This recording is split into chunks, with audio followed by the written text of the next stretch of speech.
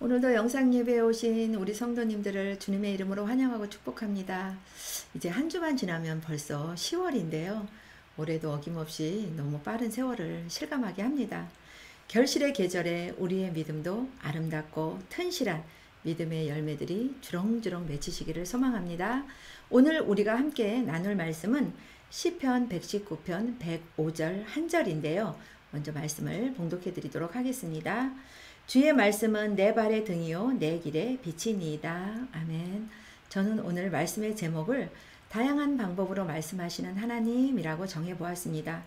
오늘 본문을 살펴보면 하나님은 어떤 분이시며 왜 우리들에게 말씀하시는지를 잘 설명해 주고 있는데요.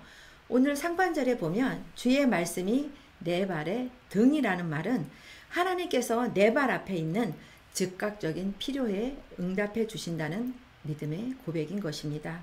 하나님의 말씀은 어두운 발길을 밝혀주는 플래시와도 같다는 말이지요.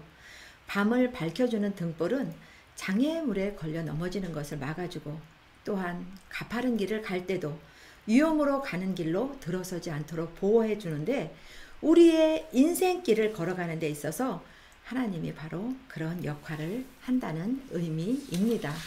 또한 내 길의 빛이라고 말씀하고 계십니다. 상반절과 동일한 개념으로 반복되고 있는데요. 빛은 길을 걷고 있는 사람에게 비춰서 그로 하여금 그 길을 바로 가게 하고 그 길 가운데 있는 웅덩이 따위의 위험물을 피할 수 있게 해준다라는 것입니다. 마찬가지로 하나님의 말씀은 죄로 인해 어둠 속에 헤매는 자들을 구원으로 인도하는 생명의 빛인 것입니다. 그러나 죄로 인해서 영적 소경된 자들은 이 빛을 눈으로 보지 못할 뿐 아니라 마음으로 깨닫지도 못하는 반면에 하나님의 말씀을 안내자로 삼는 사람은 항상 바른 길로 가게 된다는 것입니다. 성도 여러분, 하나님은 우리와 멀리 떨어져 계신 분이 아니라 우리의 필요를 아시고 응답해 주시는 분이십니다.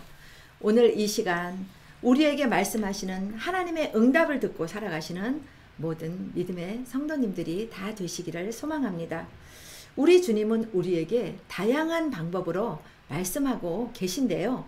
하나님은 우리에게 말씀하실 때에 한 가지 방법이 아닌 다양한 방법으로 말씀하고 계신다라는 사실입니다.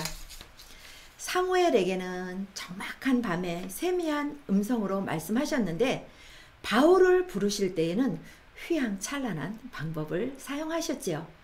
다메섹 도상에서 빛이 번쩍이며 눈을 멀게 하신 것입니다. 그 순간 바짝 엎드러진 바울의 모습을 상상해 보면서 아마 그런 방법을 사용하지 않았다면 바울이 그렇게 쉽게 낮아지지 않았을 것이라는 생각을 또한 하게 합니다. 하나님의 음성에 이런 다양한 방법이 있는 이유는 무엇일까요?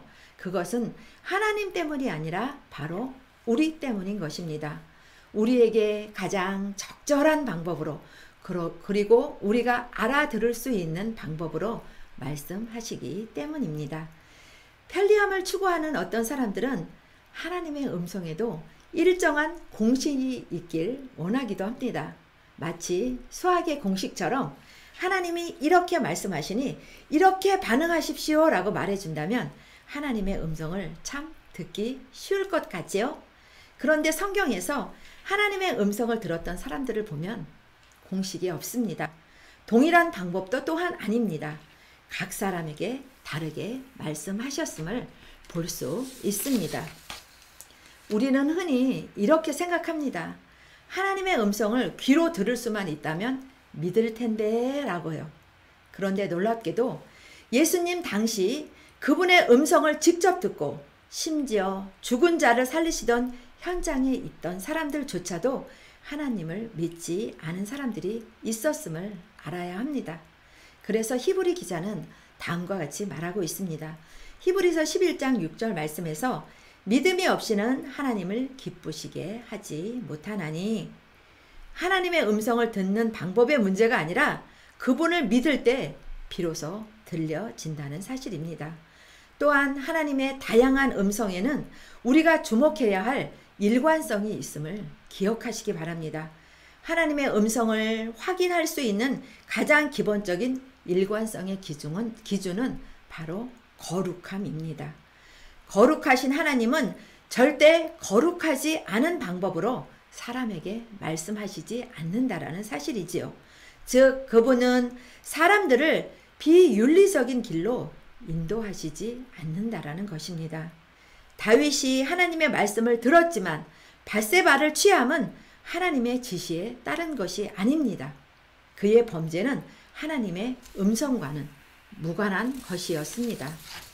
다윗은 자신이 하나님의 성전을 짓고 싶다는 소원을 가지고 있었지만 하나님은 그에게 성전 짓는 것을 허락하지 않으셨습니다. 여호와의 말씀이 내게 임하여 이르시되 너는 피를 심히 흘렸고 크게 전쟁하였느니라. 내가 내 앞에서 땅에 피를 많이 흘렸은즉 내 이름을 위하여 성전을 건축하지 못하리라 하고 역대상 22장 8절에 말씀하셨음을 볼 수 있습니다. 다윗의 소원은 분명 선하고 좋은 것이었지만 하나님은 그것을 허락하지 않으셨다라는 것입니다. 하나님은 우리의 소원대로 당신의 기준을 바꾸시며 일하시는 분이 아니심을 우리 성도님들은 기억하시기 바랍니다. 성도 여러분, 다양한 방법으로 말씀하시는 주님 앞에 겸손히 무릎 꿇고 내 발의 등과 내 길에 비치신 주님의 음성에 귀 기울이시면서 하나님의 선하심을 기억하시기 바랍니다. 오늘도 다양한 방법으로 우리에게 말씀하시는 하나님의 음성을 듣고 하나님의 뜻 안에 거하시는 우리 모든 믿음의 성도님들이 다 되시기를 소망합니다.